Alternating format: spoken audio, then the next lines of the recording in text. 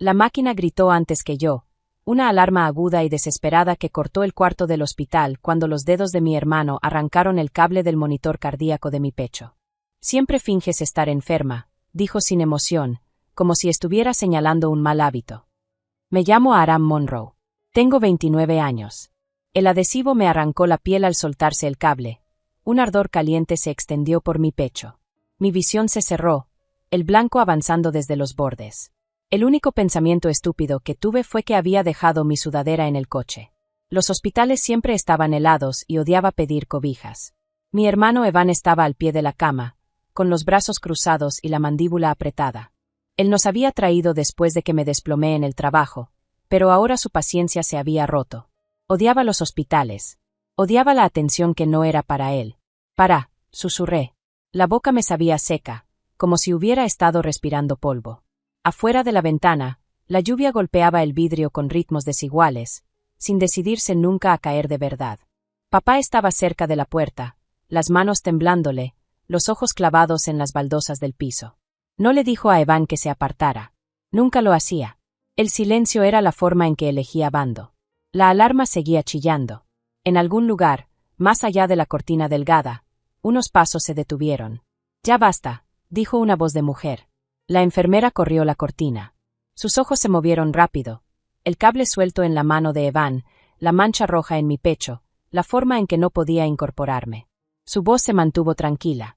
«Usted no se va», dijo, marcando ya en su teléfono. «Voy a llamar a la policía». Evan soltó una risa corta, luego se detuvo. El color se le fue del rostro tan rápido que me revolvió el estómago. Papá finalmente levantó la vista. «Por favor», dijo en voz baja. No quiso decirlo. La enfermera me miró a los ojos mientras volvía a conectar el cable, cuidadosa, precisa. El monitor regresó a un latido constante, y entonces me di cuenta de que el sonido que me mantenía con vida también lo estaba registrando todo. La policía llegó antes de que la lluvia se detuviera. 2 oficiales entraron al cuarto, sus zapatos rechinando suavemente sobre el piso pulido. La enfermera no miró a Evan cuando explicó lo ocurrido. Habló como si estuviera leyendo signos vitales, calmada, exacta, entrenada. Vi la rodilla de mi hermano rebotar sin control. Un tic nervioso que recordaba de la infancia, de cuando lo atrapaban mintiendo. «Yo no la lastimé», dijo Evan rápido. Ella misma se lo arrancó. «Es dramática». Intenté hablar, pero el pecho se me cerró. El monitor respondió por mí, su ritmo tropezando lo suficiente como para que el oficial más joven mirara la pantalla. Papá se paró entre nosotros como un muro inclinado hacia Evan. «Por favor», repetía. Está bajo mucho estrés. Cosas de familia. Cosas de familia. La frase se quedó pesada en el aire. Un oficial me preguntó si me sentía a salvo. Asentí, luego negué con la cabeza. La verdad estaba enredada. Me sentía pequeña, expuesta, como si esto hubiera estado pasando toda mi vida, solo que más silencioso, sin testigos. Le pidieron a Evan que saliera del cuarto. Él miró primero a papá. Papá asintió. Eso dolió más que el cable arrancado. Cuando la cortina se cerró detrás de ellos, la enfermera acomodó mi almohada. Sus manos estaban tibias. «Hiciste lo correcto», susurró, como si no estuviera segura de que yo le creyera. Me quedé viendo las losetas del techo, contando una grieta con forma de rayo. Recordé a Evan llamándome frágil cuando éramos niños. A papá diciéndome que no hiciera un escándalo. A mí aprendiendo a desaparecer sin salir del cuarto. A través de la pared delgada, la voz de Evan subió, y luego se cortó. Pasaron 20 minutos. La lluvia se volvió una llovizna. El oficial regresó solo, con una carpeta en la mano. «Señorita», dijo con suavidad, «necesitamos hacerle algunas preguntas más». Papá no se sentó esta vez. Y por primera vez, parecía asustado. El oficial acercó una silla a mi cama y se sentó como si no tuviera prisa. Eso, por sí solo, se sintió extraño. Preguntó cuándo Evan y yo habíamos discutido por última vez. Si alguna vez había tocado mi equipo médico antes. Si alguien en casa me desalentaba a buscar atención médica. Cada pregunta cayó suave, pero juntas formaron una figura que ya no podía ignorar. Papá estaba junto a la ventana, los brazos cruzados con fuerza sobre el pecho. Miraba la lluvia deslizarse por el vidrio en lugar de mirarme a mí. «No pensé que importara», dije al fin. Mi voz salió más delgada de lo que esperaba. «Hace cosas así todo el tiempo, solo que no con testigos». El oficial asintió, el bolígrafo moviéndose. El sonido me raspó los nervios. Luego entró una doctora. Joven, con ojos amables. Explicó mis resultados con cuidado, pausando cuando mi respiración se cortaba. Había tenido un episodio de arritmia. No mortal, pero tampoco imaginado. El estrés lo empeoraba. Una interferencia repentina pudo haberlo vuelto peligroso. No miró a papá cuando dijo eso. Papá se aclaró la garganta. Ella se preocupa demasiado, dijo. Siempre ha sido así. La doctora sostuvo su mirada. La preocupación no arranca cables del pecho de los pacientes. El silencio cayó pesado, espeso. Me concentré en el olor químico del desinfectante. En la loseta del techo que se vencía un poco en una esquina. Imperfecta. Real. El oficial le preguntó a papá si quería hacer una declaración. Papá dudó y luego negó con la cabeza. Afuera, la voz de Evan resonó por el pasillo, enojada, afilada, deshaciéndose. No alcanzaba a distinguir las palabras, solo el tono, el mismo que usaba cuando me culpaba de que las cosas salieran mal. La enfermera volvió con un vaso de agua y un popote. La mano me temblaba cuando lo levanté. Se quedó hasta que terminé de beber. Cuando el oficial se puso de pie, dijo: «Vamos a levantar un reporte». Papá finalmente se volvió hacia mí. Sus ojos recorrieron mi cara, no buscando preocupación, sino perdón. Y por primera vez, no se lo di. Llevaron a Evan a un cuartito al final del pasillo. No una celda, solo un espacio con una mesa y sin ventanas. El tipo de lugar donde las historias o se desmoronan, o se afilan. Papá siguió al oficial, dejándome sola con el zumbido de las máquinas y el goteo del suero, del que no recordaba haber dado consentimiento. Mi teléfono vibró en la charola junto a la cama. 3 llamadas perdidas, todas de Evan. Un mensaje de papá. «Por favor, no hagas esto». Miré la pantalla hasta que las palabras se volvieron borrosas. ¿Hacer qué? ¿Decir la verdad? ¿Seguir viva? La doctora volvió con una carpeta y una expresión que decía que ya había tomado una decisión. «La vamos a dejar internada esta noche», dijo. Observación. Su corazón necesita descanso. ¿Descanso? Sonó a broma. Mi cuerpo temblaba incluso cuando estaba quieta. La enfermera regresó y cerró por completo la cortina esta vez. Bajó la voz. Escuché lo que dijo su hermano antes de que entrara, me dijo. Palabra por palabra. Algo en mi pecho se quebró. No de dolor, sino de alivio. Ese que llega cuando alguien más, por fin, ve la forma de tu silencio. Gracias, dije, y significó más de lo que la palabra podía cargar.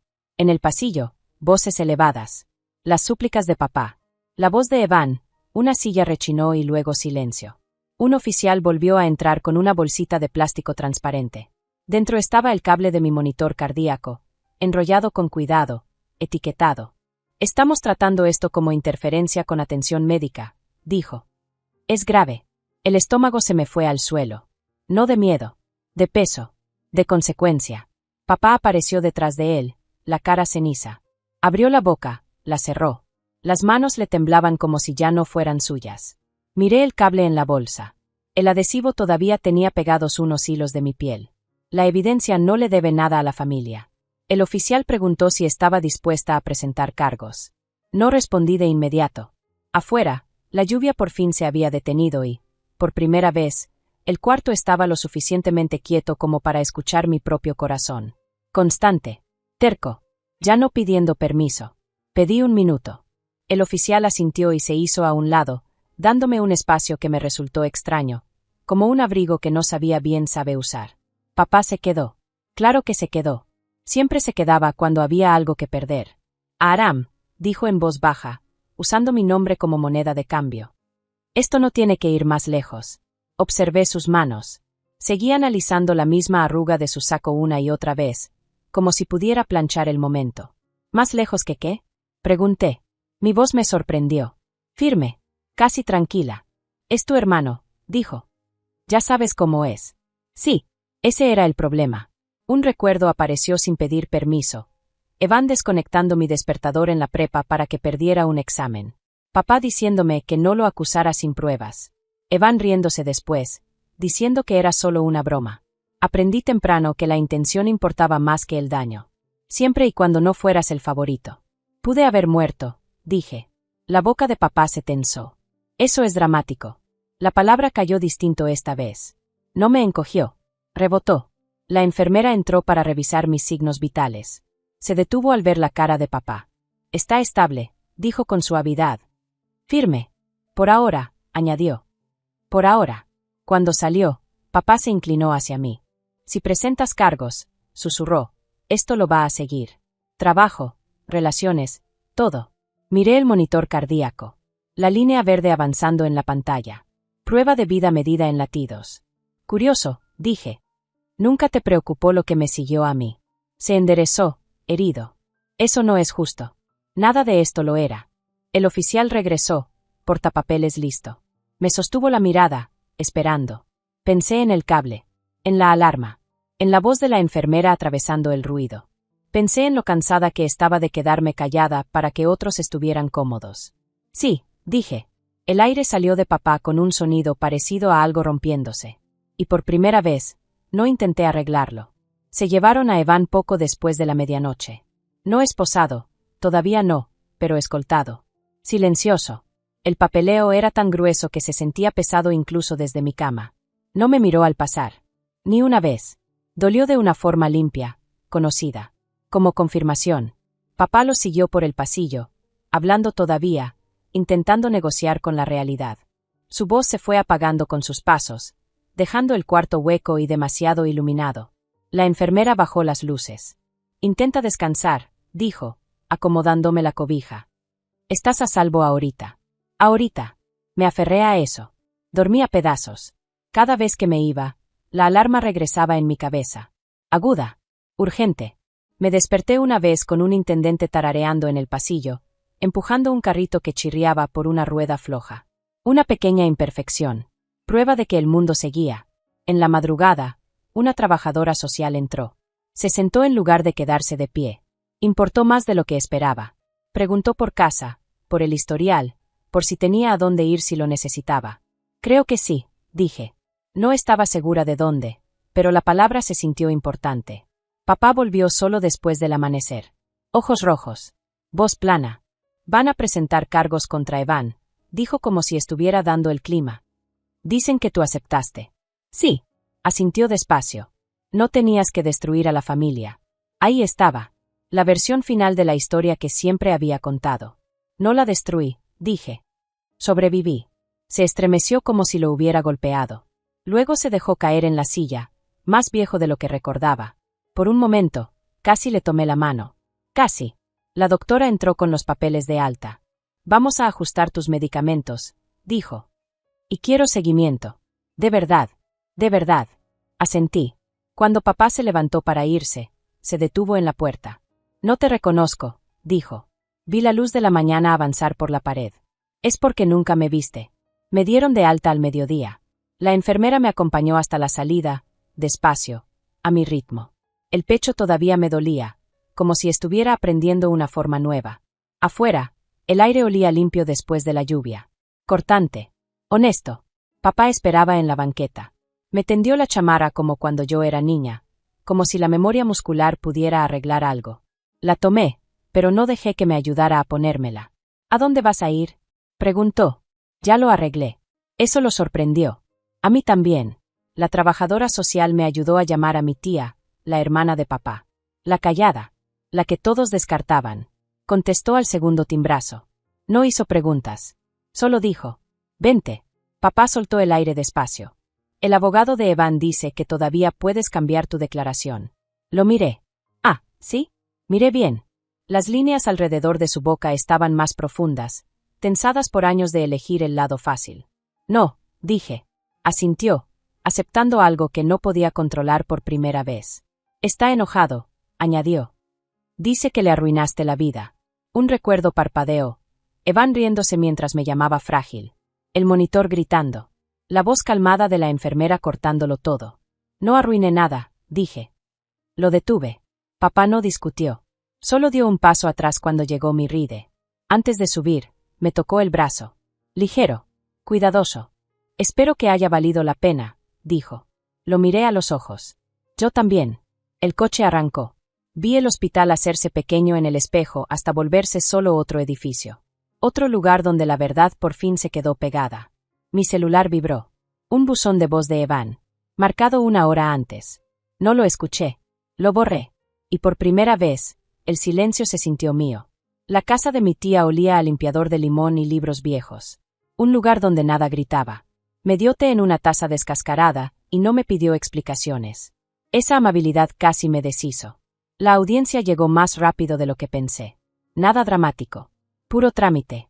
Un cuarto neutro, paredes claras, palabras medidas. La enfermera declaró. El oficial presentó el reporte. El cable del monitor, sellado y etiquetado, descansaba sobre la mesa como si siempre hubiera pertenecido ahí. Evan tampoco me miró entonces. Cuando terminó, el juez habló claro. Interferencia con atención médica, libertad condicional, terapia obligatoria, un antecedente que no desaparecía solo porque alguien dijera familia. Papá no fue a la audiencia. Mandó un mensaje después. Espero que estés contenta. Miré la pantalla un buen rato antes de responder. Estoy viva. Pasaron las semanas. Mi corazón se estabilizó. Los medicamentos funcionaron. La distancia también. Cambié mi contacto de emergencia. Actualicé mi dirección. Aprendí a estar en silencio sin esperar que se rompiera. Una tarde, me envié por correo una copia del reporte policial. La doblé con cuidado y la guardé en un cajón. No como amenaza, como prueba, como recordatorio del momento en que mi voz contó. A veces todavía escucho la alarma en sueños, pero ahora se desvanece. Mi tía me preguntó una vez si los extrañaba. Pensé en el cable, en las manos de la enfermera, en cómo mi corazón llenó el cuarto cuando nadie intentó callarlo. Extraño a quienes creí que eran, dije. Eso fue honesto. Si esto te pasó a ti alguna vez, dilo. Porque sobrevivir no siempre suena fuerte. A veces suena como un latido firme, por fin sin interrupciones.